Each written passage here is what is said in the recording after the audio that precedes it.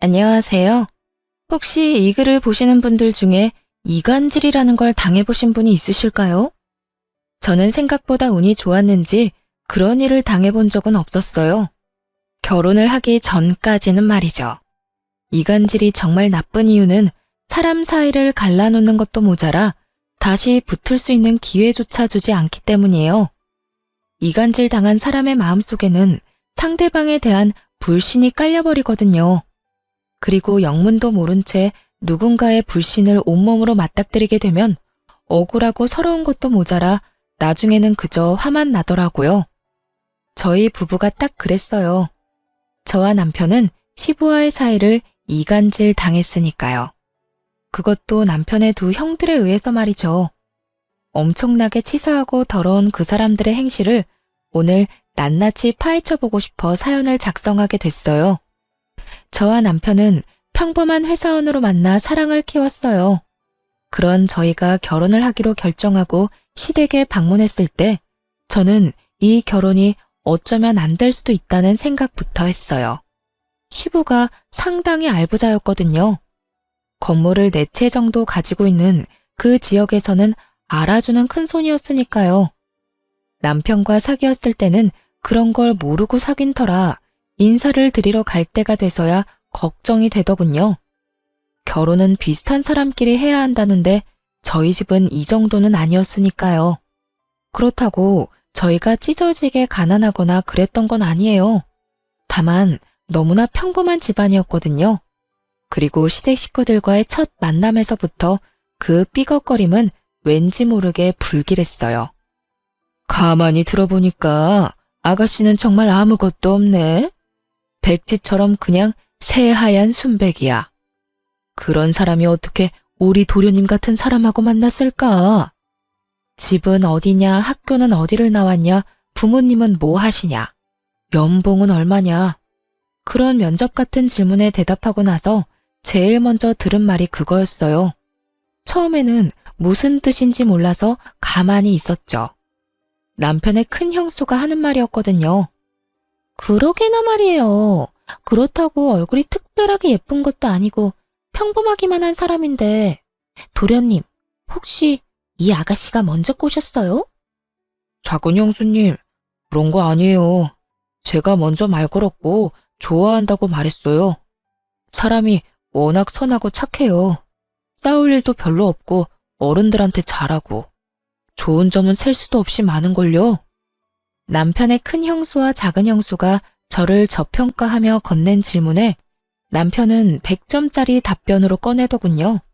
기분이 좋았지만 한편으로는 형님들이 왜 저를 못마땅해 하나 싶었어요. 그런데 시부에게 건네는 말을 들으며 의도를 정확하게 파악할 수 있었죠. 아버님, 잘 살펴봐야 해요. 이런 애들이 순진한 얼굴로 나중에 뒤통수 치거든요. 순진한 얼굴로 꼬리치고 뒷조사하는 애들이 얼마나 많은지 모르시죠? 형수님, 말이 좀 지나친 것 같은데? 제 여자친구는 그런 사람 아니에요. 대체 아까부터 왜 다들 이 사람한테 그런 식으로 말하는 겁니까? 왜긴 왜요? 혹시라도 우리 집안에 도둑년이 들어오면 안 되니까 그러죠. 솔직히 도련님이 처가에 돈도 있고 명망도 있는 여자 데려왔으면 우리가 이렇게까지 하겠어요? 아무리 봐도 너무 우리 집안에 비하면 모자라잖아요. 분명히 돈이 목적인 게 틀림없다니까요. 29. 어리지는 않지만 그렇다고 노련하지도 않은 나이에 저는 앞으로 저의 시댁이 될지도 모를 사람들의 엄청난 악의를 마주하고 부들부들 떨었어요. 남편의 두 형들은 남편과 나이 차이가 좀 있었기 때문에 형님 될 분들도 나이가 있으셨거든요. 겁먹은 제 앞에서 깐깐한 표정의 시부가 잔뜩 인상을 찡그리고 말하더군요. 내가 해주겠다는 맞선 다 거절하고 만난 게 고작 이딴 게 집에야? 만약 이 결혼하겠다고 하면 난 막내 너한테 한 푼도 안 줄 거다. 그래도 이 여자랑 결혼이 하고 싶어? 예, 그래도 할 거예요. 제가 사랑하는 사람이에요. 저희가 직업이 없는 것도 아니고 돈은 열심히 벌면 되니 처음부터 욕심낼 필요는 없다고 생각해요. 저를 선택한다는 남편 말에 정말 고마웠어요. 그렇지만 한편으로는 마음이 갑갑했죠. 남편이 시부 눈에 찍힌 것처럼 보였으니까요. 그렇지만 제 손을 꼭 잡고 있는 남편 손 덕분에 저도 마음을 굳게 먹을 수 있었죠. 잘 됐네요. 아가씨가 그렇게 결백하면 시댁 도움은 없어도 되죠? 사랑만 있으면 된다는데 뭐. 둘이 좋으면 그만이지. 안 그래요? 고개를 작게 끄덕인 저는 겨우겨우 결혼을 허락받았어요. 결혼식은 좀 작게 해야겠네. 솔직히 급이 맞아야 뭘 진행을 하더라도 할 텐데 너무 차이가 많이 나잖아요. 손님들을 아무데나 모실 수도 없고 그렇다고 우리 상황에 맞추면 저쪽 집안이 가랑이 찢어질 거고 그러니까 가족들만 모아서 간소하게 해요. 알았죠? 원래 저희가 작은 결혼식을 하려고 했었거든요. 남편도 저도 현실감이 있는 사람들이었고 무엇보다 저희 집이 친척이 많이 없어서요. 친구들은 결혼식 날 저녁에 따로 초대해서 따로 작은 파티를 열기로 했었고요. 하지만 시종일관 저와 친정을 깎아내리는 형님들을 보며 기분이 퍽이나 상했어요. 왜 여기에 없는 우리 부모님이 저런 모욕을 당해야 하나 싶어서 화가 잔뜩 났는데 남편이 저를 달래줬어요.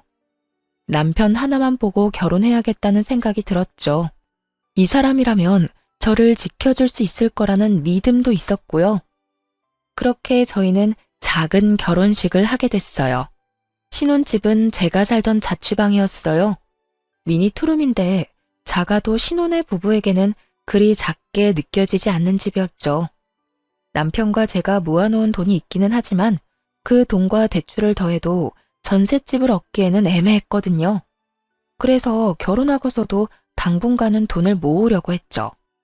그런데 저희가 살 집이 저의 자취방이라는 걸 시댁 식구들이 결혼식에서 알게 됐어요. 아주버님과 형님들은 저희 부모님이 있는 앞에서 다 들으라는 식으로 악담을 하더군요. 자취방이 신혼집이 될 수 있어요? 도련님도 진짜 사랑이 밥 먹여주는 것도 아니고.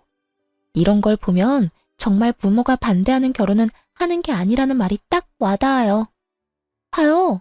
돈 많고 머리 좋은 여자들 다 마다하고 사랑 하나 쫓아서 결혼했는데 그런 집에서 살다니. 지금 저렇게 웃고 있어도 속으로는 얼마나 울고 있겠어요. 안 그래요? 동서, 조용히 좀 말해. 저기 사돈 어른들 다 듣겠네. 제가 없는 자리에서 어머니가 들었던 말이었어요. 나중에 남편이 없을 때 어머니가 그렇게 이야기하면서 속상한 표정을 지었어요. 엄마, 걱정하지 마. 그 사람들은 돈이 많아서 그래. 우리는 우리 형편 맞게 살면 되지. 나 그런 거 가지고 열등감 느끼고 화낼 만큼 어린 나이도 아니야. 내 손으로 번 돈이 아니면 다 빚이라고 생각해.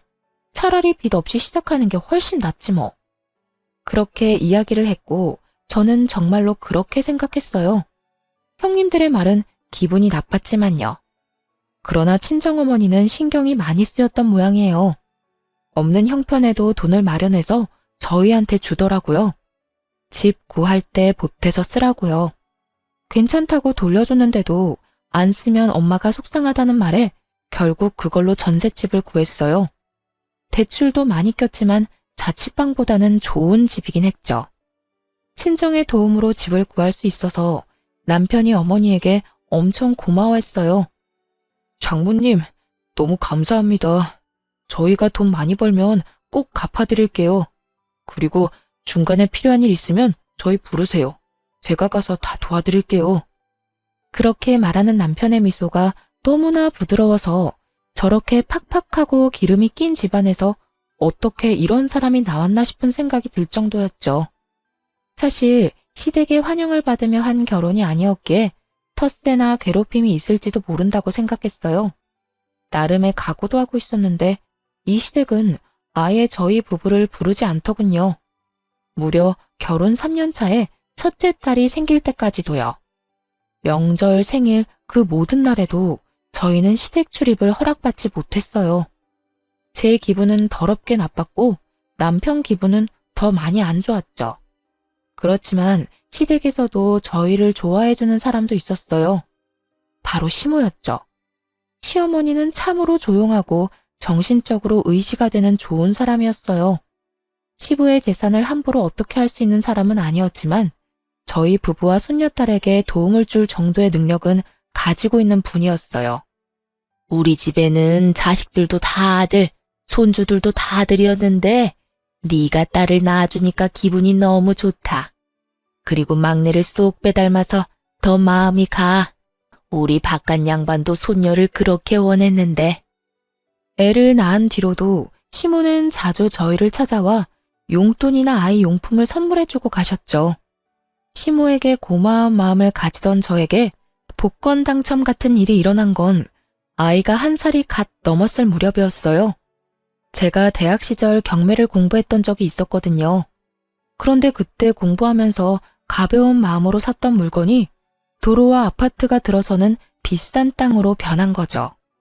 개발이 될 거라는 생각으로 산 것도 아니고 나중에 부모님 연세 드시면 전원주택이나 지어볼까 하는 마음으로 가볍게 싸게 주고 산 곳이라 더 횡재한 기분이었어요. 그 보상금으로 친정어머니가 빌려준 돈을 먼저 갚았고 그 다음에는 이사를 했어요. 금액에 맞춰 매매로 말이에요. 그렇게 이사를 하고 나서 시모가 저희에게 은근슬쩍 말하더군요. 손녀딸 얼굴 보여주러 오라고요. 그래서 선물을 사들고 결혼한 지 4년 만에 아이를 데리고 시댁으로 들어갔어요. 안으로 들어가니 오랜만에 보는 얼굴들이 앉아있더군요. 아주버님들과 형님들 말이에요. 시부와 시모에게 먼저 인사를 했어요. 시부는 우리 딸을 유심히 쳐다보더군요. 마음이 가는 것처럼 보이기는 했지만 결국 집에 갈 때까지 안아주지는 않았어요. 식사라도 하고 가라며 시모가 저희에게 말했고 식탁에 둘러앉았죠. 그때 큰아주버님이 저한테 말하더군요. 갑자기 여기는 웬일이야? 그 좁은 집에서 살려니까 아무래도 안 되겠지? 그래서 돈 빌리러 온 거야? 진짜? 너희 아직도 이사 안 했어? 그런 집에서 대체 어떻게 사냐? 아무리 사랑이 좋아도 그렇지. 사람이 사람답게 살아야지. 그 좁아 터진 닭장 같은 데서 그렇다고 다짜고짜 시댁부터 찾아오면 어떡해요? 도련님, 결혼할 때 아버님하고 약속하셨잖아요. 돈 한 푼 안 받아도 좋으니까 결혼 허락해달라고. 근데 이렇게 돈 받으러 오는 거 부끄럽지도 않아요? 어디 거지도 아니고 돈 구걸하는 꼴이란. 다들 우리가 돈을 빌리러 왔다고 생각하더군요. 이해 못할 일이었어요. 설사 저희가 돈을 빌리러 왔다 하더라도 이렇게 사람을 물어뜯을 것처럼 공격하다니 마치 우리가 자기 것을 탐내기라도 하는 것처럼 굴고 있으니 저도 모르게 방어적으로 나서게 되더라고요. 그 집에 살았던 건 부끄럽다고 생각하지 않아요. 그 자취방도 제가 벌어서 제가 모은 돈으로 계약한 집이었거든요. 거기서 계속 살아도 됐는데 저희 어머니가 결혼식에서 형님들이 나누는 교양 있는 이야기를 다 들으셨거든요. 그리고 친정어머니가 도와주셔서 전셋집 얻을 수 있었고요. 그리고 며칠 전에는 자가로 이사도 했어요. 그러니까 남의 집안일에 그렇게 신경 안 써주셔도 돼요. 저희도 돈 빌리러 온 거 아니거든요. 뭐? 갑자기 자가로 이사를 가? 아무리 듣기 싫은 말 들었다고 거짓말하면 안 되지. 돈 없다고 그렇게 말하더니 무슨 돈이 생겨서 집을 사? 허세 부리고 싶어도 정도라는 게 있는 법이야. 없는 이야기를 만들려면 좀 그럴듯한 이야기를 해야지 원. 제가 대학생 때 돈 모아 사놓은 땅이 있어요. 그게 개발구역에 토지 보상금이 나왔거든요. 경매 공부하면서 친정 부모님 전원주택 부지로 딱 좋을 것 같아서 샀는데 그 땅이 돈이 확 오르는 바람에 말이에요. 그 돈 나오는 대로 자가 마련했죠. 제 말에 갑자기 식탁이 조용해지더군요. 여기에 돈 빌리러 왔다고 착각하시는 것 같아서 제가 말씀드리는 거예요. 그럼 여기는 왜 왔어? 그거 자랑하러 왔어? 아니요. 저희 애가 얼마 전에 돌 지났거든요. 얼마 전에 밖에서 우연히 어머님 만났더니 아버님이 딸을 그렇게 바라셨다는 이야기를 들었어요. 딸은 아니지만 손녀라도 보시라고 애 데리고 온 거예요. 어머님이 초대해 주셔서. 결혼도 축복받지 못했는데 애는 무슨. 손녀 데리고 와서 아버지 마음에 들 생각이면 애 저녁에 때려치워. 애 앞세워서 어르신 동정심 얻어 돈 받을 생각하지 말고. 이상하네요. 저는 돈 받아가겠다고 말한 적은 단 한 번도 없는데 이상하게 여기 계시는 분들은 다 돈 이야기만 하시네? 근데 제가 잘못 알고 있는 건가요? 큰 아주버님이랑 작은 아주버님은 아버님 명의의 집에서 살고 계시면서 건물 담보로 사업 자금도 많이 받아가셨다면서요? 저희는 한 푼도 받아간 적이 없는데 왜 저희가 돈을 가져갈 거라고 생각하세요? 저희는 그럴 생각도 없고 저희 벌어서 생활할 수 있어요. 이번 보상금 건으로 경매에 관심 붙어서 요즘에는 공인중개사랑 경매 공부도 하고 있거든요. 저희는 저희 벌어서 돈 쓸 거라서 여기서 돈 받아갈 생각 전혀 없어요. 그러니까 걱정 말고 돈 이야기는 그만하시는 게 어떨까요? 어머, 말하는 것 좀 봐. 지금 우리가 돈 받아가는 게 잘못이라는 이야기야? 동서야말로 애 앞세워서 환심 사려고 여기 온 거잖아. 그래, 재수씨 너무하네. 우리는 사업이다 투자다 돈이 많이 들어요. 돈 한 푼 소중한 때라고. 아무것도 모르면서 우리를 돈이나 탐내는 사람으로 몰지 말라고. 그만. 막내 며느리 말 틀린 거 하나 없다. 너희들은 그 나이 처먹도록 이 늙은 부모에게 손이나 뻗는 놈들 아니냐. 아버지, 설마 지금 손녀 때문에 막내 편 드는 거예요? 제가 누누이 말씀드렸잖아요. 아무것도 없는 집안에서 이 정도로 돈 많은 집안에 시집 오면 눈 돌아가게 돼 있어요. 까딱 잘못하면 아버지 수중에 있는 돈도 홀라당 넘어간다고요. 그만하래도. 입맛 떨어지게 이게 무슨 짓이야? 그럼 손녀가 태어났다는데 얼굴도 보지 마? 생각이라는 게 있는 놈들이야? 그리고 막내 며느리한테 헛소리할 시간 있으면 너희가 지금 쓰고 있는 내 집 나한테 돈 주고 사가. 내 명의로 언제까지 두지 말고. 밥 먹다 말고 결국 화가 난 시부가 숟가락을 탁 내려놓으며 아주버님들에게 그렇게 말하자 모두 눈을 내려깔며 입을 꾹 닫더군요. 자기가 벌어서 산 집도 아니면서 그게 마치 당연한 것처럼 여기는 두 사람을 보니 시부가 열받을 만도 했어요. 그날 식사 이후 저는 또다시 시댁의 발길을 끊게 됐습니다. 시부에게서 전혀 연락이 없었거든요. 결혼 6년 차에 둘째 딸을 낳았을 때도 시부는 시무를 통해 아기 선물 몇 가지만 보내오고 연락은 하지 않았어요. 그러나 시모와 자주 연락을 하고 있었기 때문에 저는 크게 신경 쓰지 않았어요. 그리고 솔직하게 말하면 시댁이 거리로는 가까운데 신경을 안 써도 되니 편하다는 생각도 했고요. 그런데 어느 순간부터 시모에게서도 연락이 오지 않게 되었어요. 이상한 생각이 들었죠. 시모는 저희에게 자주 연락을 했었거든요. 무슨 일이라도 있으면 분명히 저희에게 연락을 할 테고 또 유독 저희 둘째 딸에게 애정을 많이 쏟으셔서 이렇게까지 연락이 없는 게 이상하다 싶었어요. 시부에게 전화를 해볼까 생각도 했지만 굳이 이야기했다가 긁어부스럼만 만드는 거 아닌가 싶어서 따로 연락도 못했죠. 그러다 어느 날 시모의 핸드폰이 해지가 됐어요. 점점 더 무서운 마음이 들었어요. 그런데 시모 핸드폰이 해지가 되고 얼마 지나지 않아 시부에게서 연락이 온 거예요. 오늘 중요하게 할 말이 있으니 시댁으로 오거라. 시모에 대한 걱정이 가득했던 상황이었기 때문에 그 전화를 듣자마자 저와 남편은 시댁으로 향했어요. 집으로 들어가니 시부와 아주버님들 그리고 형님들이 이미 와 있었어요. 그런데 딱 한 사람, 시모만 보이지 않더군요. 그리고 무겁게 가라앉은 분위기를 보니 무슨 일이 일어났구나 하고 눈치를 챘어요.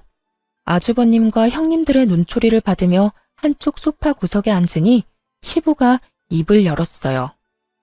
너희들 엄마 얼마 전에 병원에 가니 치매 초기라고 하더구나.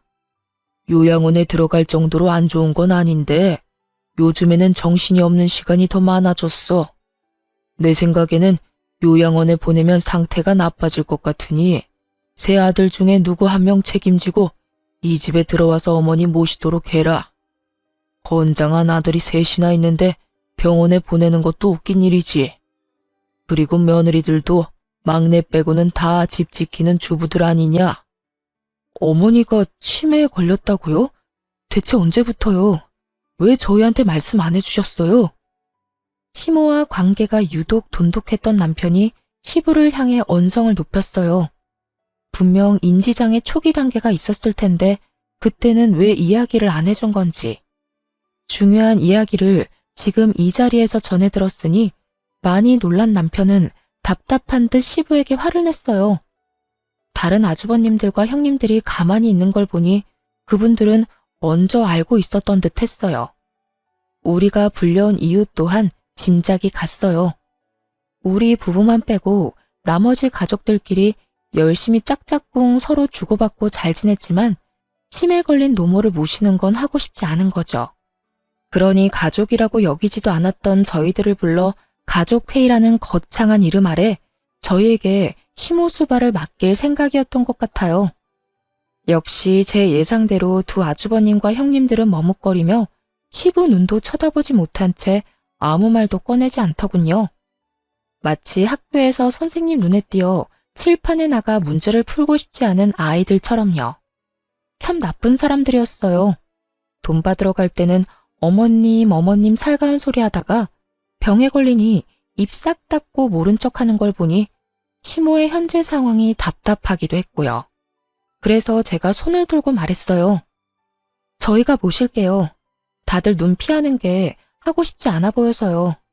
저 얼마 전에 직장 바꿔서 어머님 모실 시간도 괜찮아요. 직장을 바꿔? 네, 공인중개사 사무소 열었거든요. 중개원도 있으니 시간은 괜찮고 제가 일해야 하는 상황이면 잠깐 동안 주간보호 맡겨도 되고요. 남편이 미안한 얼굴로 저를 봤지만 미안할 필요 없었어요. 솔직히 시부가 치매에 걸렸다고 수발 들라고 했으면 저는 억만금을 준대도 절대로 안 모셨을 거예요.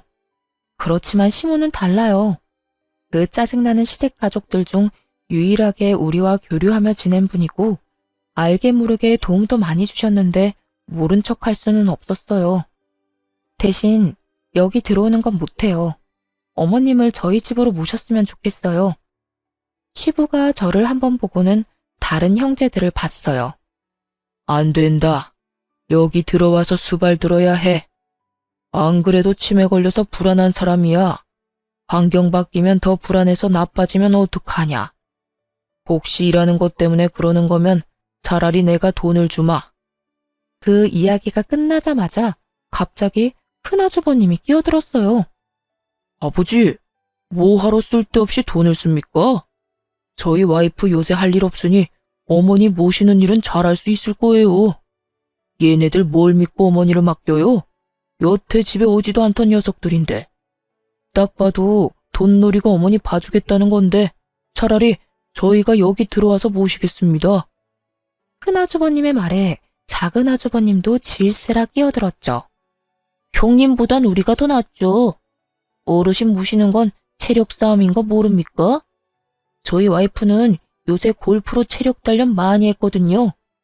형수 몸도 약한데 어르신 모시다가 쓰러질까봐 겁나요. 그냥 저희한테 맡기세요. 저희가 편안하게 모실 테니까요. 두 아주버님의 갑작스러운 경쟁에 두 형님 얼굴이 사색이 되는 걸 보니 미리 상의된 내용이 아니라는 걸 알았죠. 아마 시부가 돈 이야기를 꺼내니 저희가 시부 눈길 한 번이라도 받을까봐 견제하는 것처럼 보였어요. 그렇게 생각하니 저도 모르게 욱하고 화가 났어요. 돈도 필요 없이 시모 모시겠다는데 그마저도 막아서는 데다가 여전히 시부와 저희 부부 사이를 떼어놓으려 안달이나 보였거든요. 아주버님, 무슨 말을 그렇게 하세요? 어머니 모시는 일에 돈 이야기는 왜 튀어나오냐고요. 그렇게 저희를 부모님하고 떼어놓고 싶어요? 말도 안 되는 이간질까지 하면서 돈 안 받겠다고 각서라도 쓰고 어머님 모셔야 해요? 돈 안 받고 모시겠다고 미리 말씀드렸는데 저희의 어디가 돈을 노리고 오는 사람들이냐고요. 이간질이라니. 동서 말 함부로 하네. 여태 부모님하고 왕래도 없었으면서 갑자기 어머님 모시겠다고 하면 당연히 그 의도가 의심되는 상황이잖아. 그걸 말이라고 하세요? 그럼 연락 한 번 안 하던 식구들이 왜 어머님 치매 수발 들어야 하는 일에 저희 부르셨어요? 원래 저희한테 말없이 이 집안에서 일어나는 일들 알아서 잘들 처리하셨잖아요. 이번에도 그렇게 우리 없이 해결하면 될 일을 왜 새삼스레 불러서 물어본 거예요? 저희한테 떠넘기고 싶어서 그런 거 아니냐고요. 이 중요한 문제에 빠지면 안 될 것 같아서 연락한 거지. 무슨 말을 못해? 그리고 저희 아버님은 몰라도 어머님이랑은 자주 연락했거든요. 손녀딸 보러 얼마나 자주 오셨는데 그건 모르셨나 봐요. 왕래도 없었다고 하시는 거 보면. 이거 봐. 딸 귀한 집에 손녀 낳아주고 그걸로 어머님까지 깨어냈어? 아버님, 제가 그랬죠? 애들 앞세워서 어르신들 자기 마음대로 주무르려고 한다고요. 몰래 어머님을 만나고 다녀? 그래서 뭐 받기로 했어? 뭐 준다고 하셨냐고? 받기는 뭘 받아요? 애기용품 받은 게 다인데. 거짓말하지 마. 도련님 깨어낸 솜씨로 어머님도 깨어내서 어머님 명의로 된 재산이라도 빼내려고 한 거 아니야? 형수, 말이 심하잖아요. 저희가 왜 그런 짓을 합니까? 어머니 재산은 어머니 거예요. 부모님 멀쩡히 살아계신데 저희가 그런 돈이나 탐하는 버러지 같은 인간처럼 보입니까? 제 눈에는 이미 돈 받아가신 분들이 버러지처럼 보이는데? 참던 남편이 제가 심한 말을 들으니 결국 참지 못하고 핏대를 세우며 말대꾸하더군요. 평소에는 꼬박꼬박 형수님 하며 허허롭게 다니던 남편이 호칭에 님자도 안 붙이는 걸 보니 화가 많이 난 것 같더라고요. 그렇게 집안이 난장판이 되어가자 시부가 정리를 했어요. 그만해라. 너희 엄마는 재산 아무것도 없다. 나한테 다 있어. 주고 싶어도 못 줬을 테니 둘째 며느리, 너는 이제 그만 좀 떽떽거려라. 네 목소리 듣고 있으니 두통이 더 심해지잖아. 화를 낸 시부가 피곤한 듯 얼굴을 쓸어내리더니 다시 물었어요. 그래서 누가 여기 들어와서 어머니 모실 거냐? 어머니 수발 드는 사람은 유산 상속할 때 좀 더 유리할 거다. 유산 이야기 꺼내자마자 큰 형님이 외쳤어요. 아버님, 저희가 볼게요. 일하느라 바쁜 막내 며느리, 운동하느라 바쁜 둘째 며느리. 입만 아프게 뭐 하러 부르세요? 제가 맏며느리니 당연히 제가 해야죠. 그리고 유산 이야기는 막내 도련님 있을 때는 하지 마세요. 견물생심이라고 듣다 보면 혹하는 게 사람 마음이잖아요. 갑자기 유산 받고 싶다고 하면 어떡해요? 그건 저도 동의해요. 여태 가족일에 참여도 안 하고 부모님 모시지도 않은 사람은 유산 제외하셔도 되지 않을까요? 아버지가 하지 말라는 결혼하면서 돈도 안 받는다고 다짐했으니까요. 일단 막내 도련님은 유산 상속에서 빼두고 형님, 그렇다고 형님이 어머님 모시는 것도 좀 아니죠. 매번 몸이 안 좋아서 행사에 자주 빠지면서 집에서 자기 몸이나 추스르는 게 어때요? 어머님 돌보다가 먼저 쓰러져서 링거 맞지 마시고요.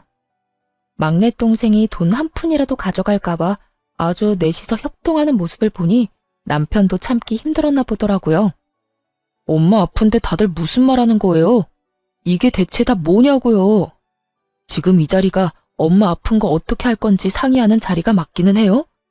무슨 말만 하면 저희는 죄인 취급에 형들은 엄청난 효자 효부처럼 굴고. 그렇게 어머니 모시고 싶으면 모시세요. 그래도 나도 엄마 아들이니까 정기적으로 보게 해줘요. 형들이 엄마 잘 돌보고 있는지 확인할 테니까. 잘못 모셔서 어디 아프기라도 하면 형들 다 가만히 안 둬요? 그리고 돈, 그놈의 돈 이야기.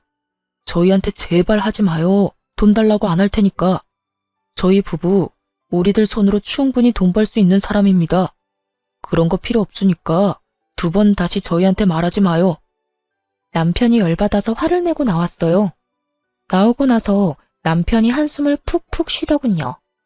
저한테 미안하다고 이렇게 심하게 콩가루인 집안은 아니었다고 했어요. 그렇게 저희는 오해도 풀지 못하고 시모도 모시지 못한 채 나왔어요. 그래도 마음은 계속 시모 곁에 가 있으니 어떻게든 연락이나 다시 해볼까 생각하던 중 시부에게서 다시 시댁으로 오라는 연락을 받았어요. 갔더니 저번과 똑같은 상황이 펼쳐졌어요.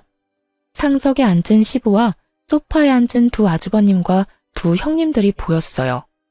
우리까지 모두 도착하자 시부가 입을 열더군요.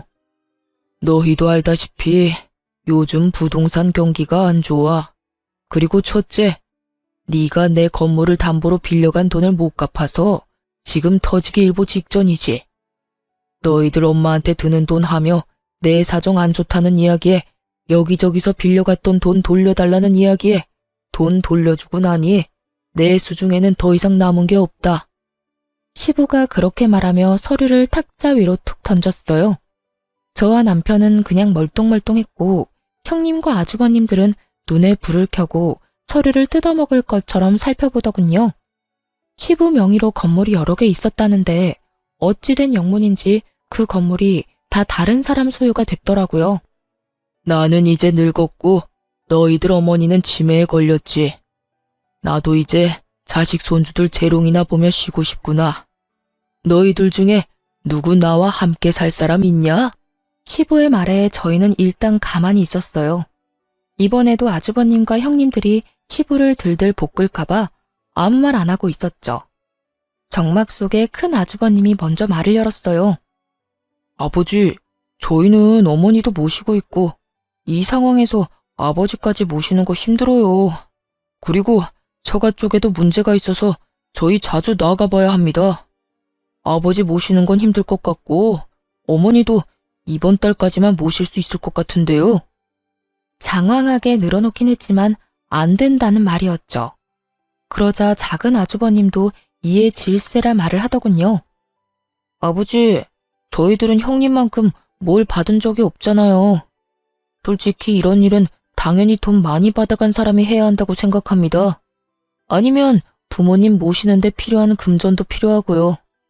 제가 하는 가게 사정도 좋지만은 않아요. 그렇게 치면 형이 당연히 부모님 모셔야죠. 받아먹은 게 얼만데. 뭐? 그러는 너는 안 받아먹었어? 그리고 부모님 모시라는 말 하는데 격떨어지게 무슨 돈 이야기야? 우리가 여태 모셨으니 너희더러 모시라는 거잖아. 고작 3개월 모셔놓고 그것도 모신 거요? 내가 모를 줄 알아? 형수가 어머니 모신 거 아니잖아. 간병인 고용해놓고 자기는 편하게 있었으면서. 두 아주버님들이 박 터지게 싸우는 걸 보니 씁쓸했어요. 솔직히 여기 왜 불려왔나 싶고요. 여차하면 시모만 데리고 떠야겠다 싶었는데 두 사람의 불똥이 저희에게 튀더군요. 아, 아버지, 막내 있잖아요. 여태 아무것도 못했으니 지금부터라도 자식된 도리 지키라고 하세요. 매번 이런 일에서 빠지기만 해서는 안 되죠. 여태껏 시부의 눈에 들지 못하도록 우리 사이를 그렇게 이간질 시켜놓고는 시부가 모든 걸 잃게 되니 그제야 저희한테 시부를 밀어넣으려 하더군요. 추하기 짝이 없는 모습에 어이가 없는데 그때 시부가 두 아주버님을 쳐다보며 고개를 끄덕였어요. 좋은 생각이다. 그러면 너희 둘은 너희가 빌려간 내 돈의 3분의 1을 막내한테 줘라. 지금 당장 내게 돈이 없으니 너희가 빌려간 돈으로라도 막내한테 그 몫을 줘야 하지 않겠냐? 그 말에 두 아주버님들 얼굴이 벌겋게 달아오르더니 시부를 향해 핑계와 분노를 퍼붓더군요. 아버지, 저희가 왜 막내한테 돈을 줘요? 돈 줄 거면 아버지가 줘야지. 그리고 이런 말 안 하려고 했는데 여태껏 치매 노인 모신 거 생각하면 아버지가 저한테 그런 식으로 말하면 안 되죠. 솔직히 이렇게까지 된 것도 다 아버지 탓이잖아요. 그러게 신중하게 자금을 굴렸어야지. 신중? 내가 지금 이런 말 하는 게 누구 탓인 줄 알아? 너희가 내 돈 빌려가 놓고 입 싹 닫고 있는 바람에 이런 사달이 벌어진 게 아니냐? 그 돈으로 돈 벌면서 가족들 먹여 살렸으면 된 거 아니에요? 그리고 아버지가 돈 있으면 아들한테 돈도 좀 줄 수 있는 거지. 그 많은 돈 죽을 때 가지고 갈 생각 아니라면 자식들 도와줄 수도 있는 거잖아요. 그 돈은 미천으로 쓴 거고. 그런 건 당연히 부모가 자식한테 해줘야 하는 거죠. 큰아주버님의 입에서 나오는 말들은 모조리 궤변이었어요. 빌려준 돈은 그저 빌려준 것일 뿐인데 마치 그걸 자기가 모으고 불린 것처럼 말하더라고요. 처음부터 당연히 자기 것처럼. 둘째 너도 형이랑 생각이 똑같아? 말해봐라. 너희가 빌려간 내 돈이 당연한 거야? 아버지, 진정 좀 하시고. 누가 그렇대요? 저는 그렇게 생각하지는 않아요. 빌린 건 빌린 거고, 내가 번 돈은 내가 번 돈이죠. 근데 아버지도 너무하시잖아요.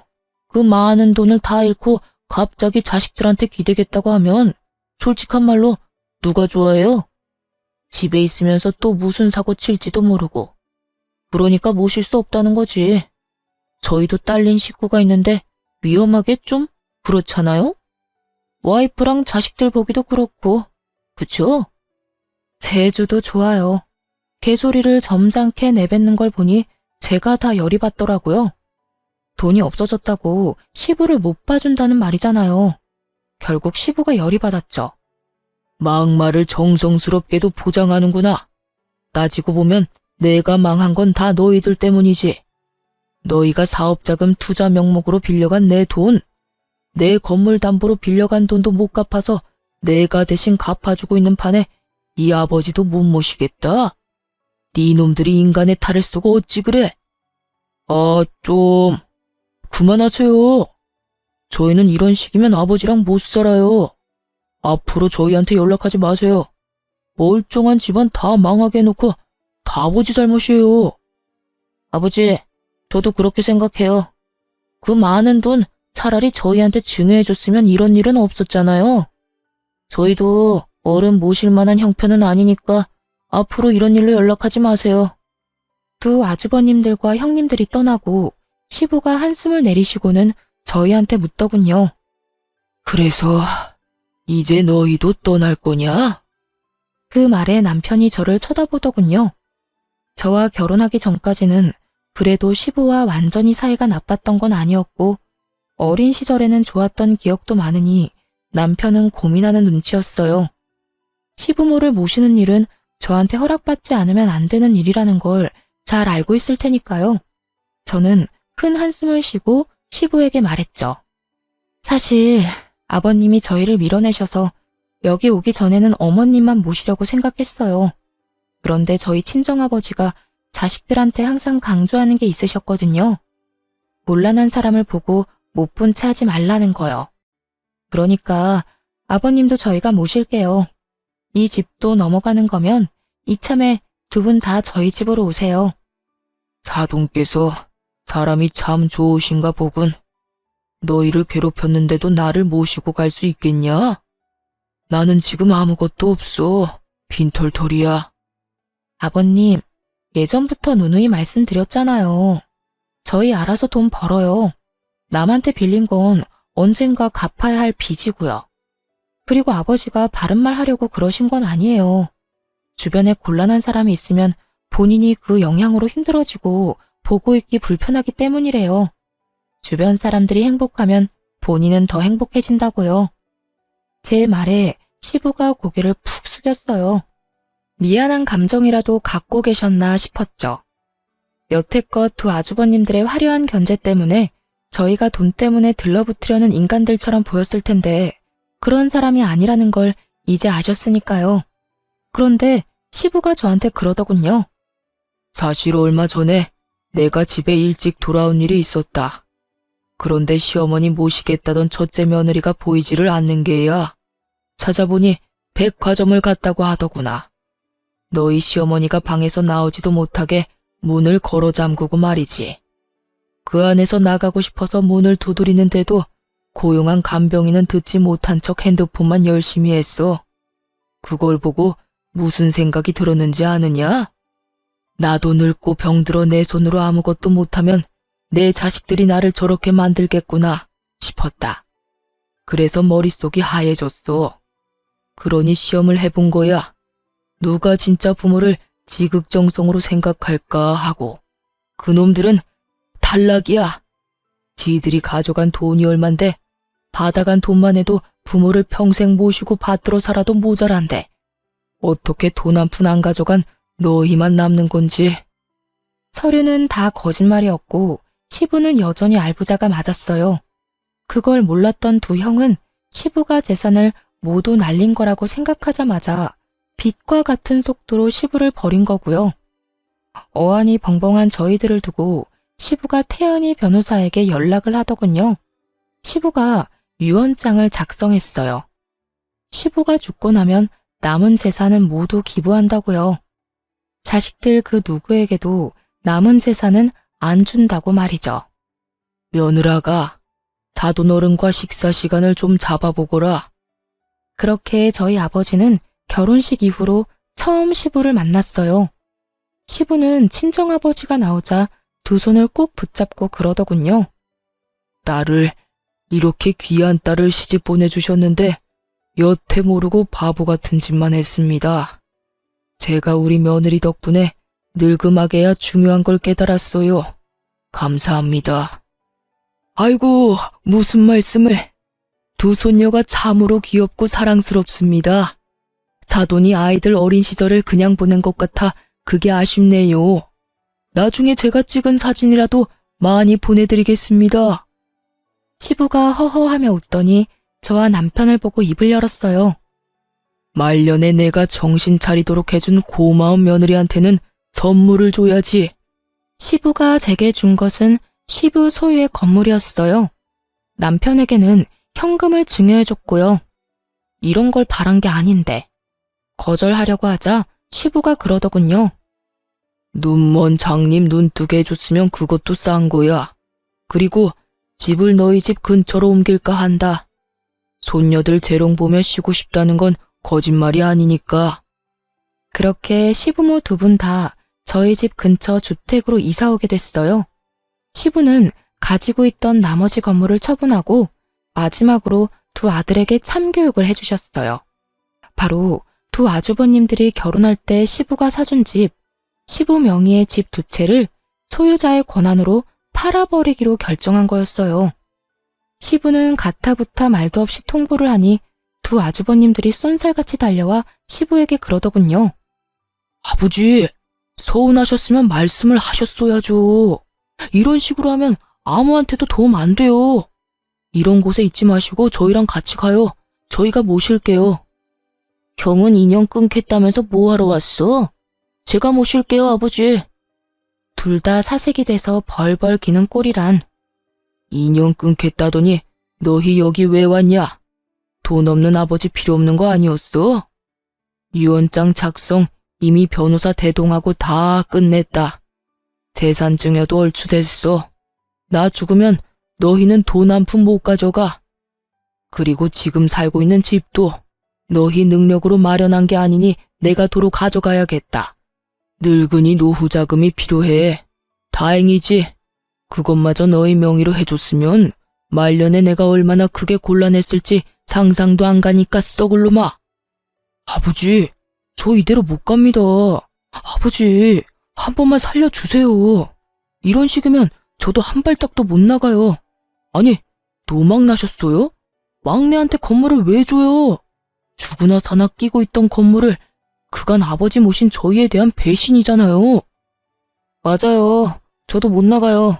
그리고 재수씨, 사람 그러는 거 아니야? 돈 때문에 아버지랑 우리 사이 이간질 시킨 게 재수씨지? 이래서 제가 없는 집 자식들은 멀리하라고 그렇게 말씀드렸잖아요, 아버지. 이 정신 나간 것들이 뭔 헛소리야? 감히 우리 집 귀인한테. 네 놈들 같은 돈귀신들 때문에 내가 허비한 돈이며 시간 생각하면 밤에 잠도 안 오는구만. 돈 없다고 아비 버린 후레 자식들 주제에 어딜 와서 난장질이야? 이간질은 너희가 했겠지. 막내 하나 유산 상속에서 떨어뜨리려고 눈이 벌겋게 달려들어 놓고는 썩 나가지 못해? 내가 발로 차주랴? 기어이 저를 끄집어내서 또다시 모욕하려는 두 아주버님들에게 시부가 한바탕 시원하게 퍼붓고는 내쫓아버렸어요. 그리고 소송까지 걸었더군요. 강제 퇴거 명령을 받고 아주버님들 모두 쫓겨나듯 나가버렸어요. 혼자 시모 모시며 사는 시부를 보니 마음이 안 돼서 제가 먼저 말 꺼냈어요. 그냥 저희 집에서 같이 살자고요. 그랬더니 시부가 그러더군요. 내가 그렇게까지 염치 없는 인간이 아니다. 너한테 매달리기엔 너무 늦었다고 생각해. 너희 집 근처에서 사는 것만으로도 고마운 일이지. 그 대신이라고 하기엔 좀 그렇지만 네 시어머니는 근처 요양원에 보내야겠어. 이제는 치매가 너무 심해서 간병인이 너무 힘들어하는구나. 오며 가며 살아있는지만 확인해줘. 그것만 해줘도 감지덕지다. 그렇게 말하는데 마음이 너무 안 좋았어요. 그래서 딸애들 데리고 시부도 자주 찾아가고 요양원에 있는 시모도 자주 찾아갔어요. 둘째가 시모 어릴 때를 쏙 빼닮은 탓인지 시모가 손녀들 데리고 오면 누군지는 못 알아보셔도 너무 좋아하시거든요. 시부도 그런 손녀딸들하고 자주 시간 보내며 즐거운 노후를 만끽하고 계세요. 시부와 저희 사이를 이간질하며 나쁜 짓만 일삼던 두 아주버님들은 지치지도 않고 시부 집에 찾아와 용서해달라며 쇼를 해요. 하지만 시부 불호령에 얼굴도 못 보고 쫓겨나는 일이 태반이네요.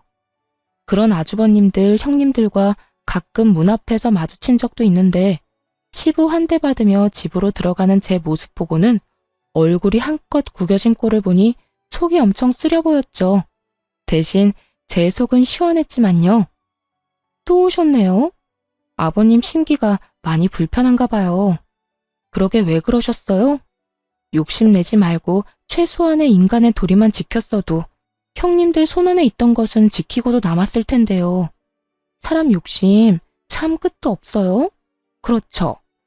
부모 버린 놈들이 무슨 자식이라고. 이렇게 보니 형님들 왔다 가신 날에는 아버님 심기가 불편할 만도 하네요. 저도 기분이 이렇게 더러운데. 멀리 안 나가요? 다음에 오실 때 아버님 허락 받고 오세요. 그래야 앞에서 안 기다리죠. 제가 한껏 비웃어주자 형님들이 화가 났는지 저한테 뭐라 하려는 것을 아주버님들이 기겁을 하며 말리더군요. 시부 집 앞에서 드자비질하다가 시부한테 더 밉보일까봐 걱정이었나 봐요. 그런 짓 안 해도 이미 신용도가 바닥인데. 부모 재산 있으면 좋죠. 물려주면 더 좋고요. 저도 성인군자가 아니라 돈 준다면 기분도 좋고 횡재한 기분이고 그래요. 하지만 그 돈이 제가 번 돈도 아닌데 제 것처럼 여기는 것 자체가 문제잖아요. 그리고 돈 없다고 힘들 때 도와준 부모를 버리는 것도 도리를 저버리는 거고요. 가진 것도 지키지 못한 사람들 보니 저도 앞으로 경계 또 경계하며 살아야겠다는 생각을 해요. 돈에 눈이 멀면 시부처럼 자식들한테 버림받을 수도 있구나. 저렇게 나중에 후회하고 발바닥에 땀나도록 찾아와서 용서를 빌어야 할 수도 있구나 하고요. 시부모와 저희 부부 사이를 이간질시키던 두 아주버님과 두 형님들은 여전히 시부의 용서를 받지 못하고 있어요. 그때 자식들을 시험하면서 느낀 감정이 생각보다 뼈저렸던 것 같더라고요. 그리고 저희는 오해를 풀고 도리어 더 잘 지내고 있고요. 걱정 없는 집은 없고 우환이 없는 집도 없겠지만 그렇게 사는 것도 가족이고 인생이라고 생각하고 있어요. 관계가 잘 풀려 다행이기도 하고요. 쓰다 보니 말이 길어졌네요. 지금까지 긴 사연 들어주셔서 감사합니다. 행복하세요.